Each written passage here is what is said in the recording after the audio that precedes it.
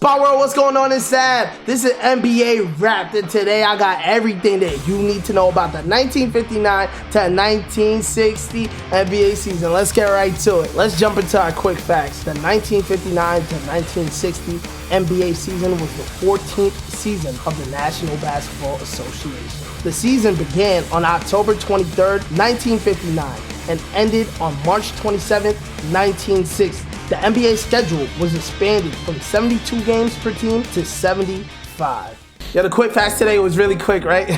Let's take it right to the team records. This season saw the Boston Celtics continue their regular season domination. They were able to go on the longest win streak in league history at the time with 17 wins and finished with the league best 59 wins and 16 losses. Following in the East were the Philadelphia Warriors, 49 wins, 26 losses, led by rookie Wilt Chamberlain. We're going to be getting into that man in just a sec. Hold on. The Syracuse Nationals finishing with a 45-30 record, and the New York Knicks finishing with a 27-48 record. In the West, the St. Louis Hawks were the top dogs, finishing with a 46-29 record. Following were the Detroit Pistons with a 30-45 record, the Minneapolis Lakers with a 25-50 record, and the Cincinnati Royals finishing with 19 wins and 56 losses. We just mentioned Wilt Chamberlain. Let's get into the season leaders and the All-Star game of this season. Our points leader was Wilt Chamberlain of the Philadelphia Warriors, putting up 2,707 points on the season, averaging 37.6. Our rebound leader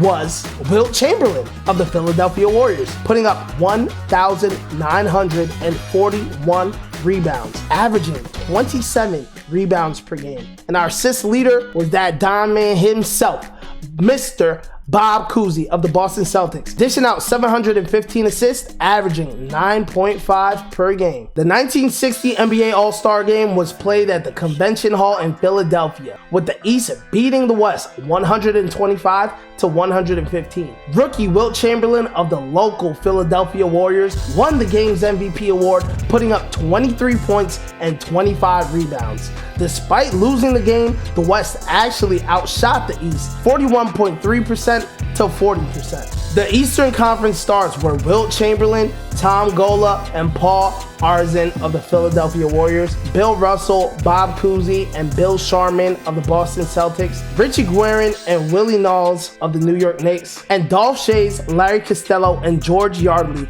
of the Syracuse Nationals. They were coached by Red Auerbach of the Boston Celtics. The Western Conference stars were Jack Twyman of the Cincinnati Royals, Gene Shue, Walter Dukes, and Chuck Noble of the Detroit Pistons, Dick Garmaker, Hot Rod Hundley, and Elgin Baylor of the Minneapolis Lakers, as well as Bob Pettit, Cliff Hagan, and Clyde Levelette of the St. Louis Hawks. They were coached by Ed McCauley of the St. Louis Hawks. Let's get into our award winners on the season, and before I do, let me ask you something. I want to win an award. I want a YouTube plaque. I'll be completely honest with you. So if you can, just leave a like if you're enjoying yourself, if you learned something new, and subscribe if you're new. 80% of the viewers of these videos are not subscribed. So please, please, please, let's win this award together. It's a team effort, man. I want to be like the Boston Celtics. Wait, let me not spoil it.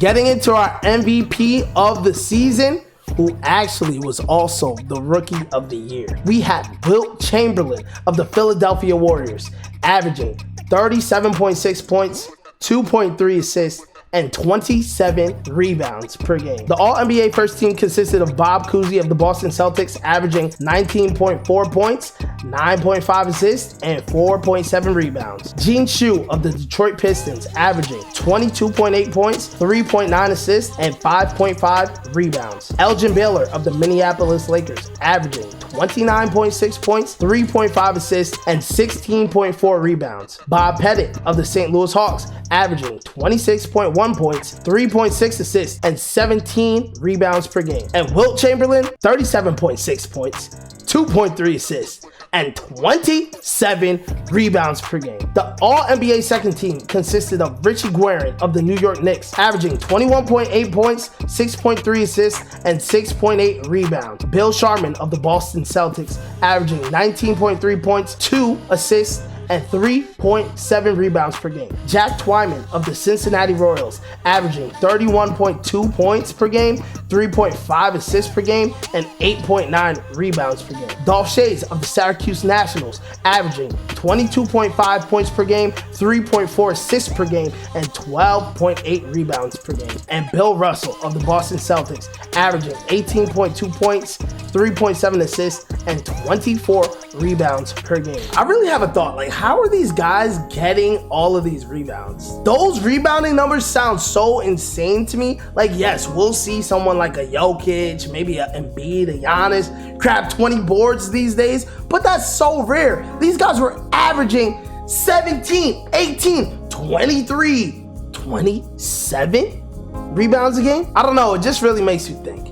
But let's get into the playoffs of the 1959 to 1960 NBA season. In round one, the Eastern Division semifinals featured the 2-seed Philadelphia Warriors defeating the 3-seed Syracuse Nationals 2-1. In the West, the 3rd-seed Minneapolis Lakers defeated the 2nd-seed Detroit Pistons 2-0 to move on to the division finals. In round two of the playoffs, we had the 1-seed Boston Celtics winning over the Warriors 4-2 to move on to the final. In the West, the 1-seed St. Louis Hawks defeated the Lakers 4-3 to advance to the finals. And here we are, guys, the 1960 NBA Finals featuring two powerhouses, Boston Celtics versus the St. Louis Hawks. Let's break it down. The 1960 NBA Finals began on March 27th. It was Boston's 4th trip to the NBA Finals and St. Louis's 3rd. This was a real back and forth 7-game series, with the Boston Celtics taking game 1 140 to 122. The St. Louis Hawks came back to win game 2 113 to 103. The Celtics won game 3 on the road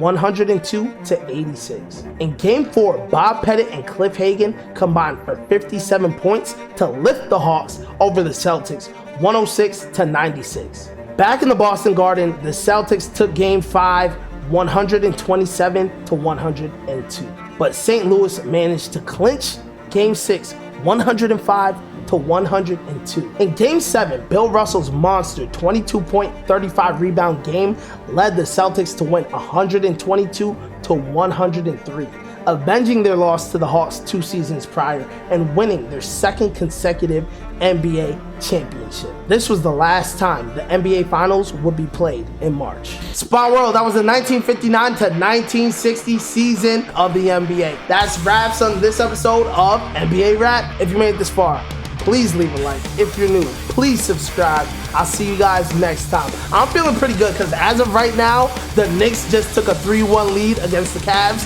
Hey, Knicks up, baby. Yo, comment below what you think about this video. If you have any thoughts, how you feel about this season? How do you feel about Wilt Chamberlain's rookie year dominance? How do you feel about the Celtics' 2nd consecutive championship? I want to hear from you guys. I want to know. I want to be able to build this community with people that know ball.